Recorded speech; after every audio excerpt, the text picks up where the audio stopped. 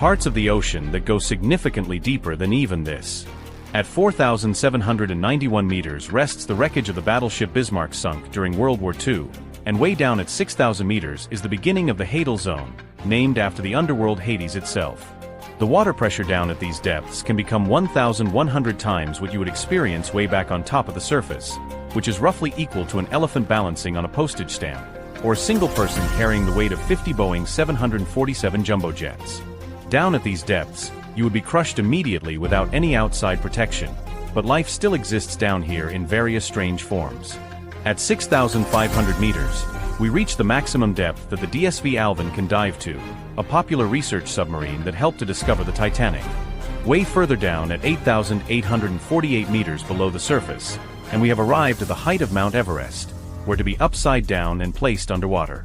And then way further past even that, at 10,898 meters, we arrive at the depth reached by James Cameron in 2012 during the Deep Sea Challenger mission. The deepest point in the ocean yet reached by humans was back in 1960 though, when two men named Don Walsh and Jacques Piccard reached a depth of 10,916 meters using their Trieste submarine. It took them 5 hours to descend through the ocean to this depth, and they only stayed for 20 minutes before a window cracked and they began to resurface. Just a bit further down from there at 10,972 meters, and we reached the average flight altitude of a commercial airliner. So if you've ever looked out of a window while on a flight and looked down to the ground, that's a very good sense of how incredibly deep down into the abyss that we are currently at.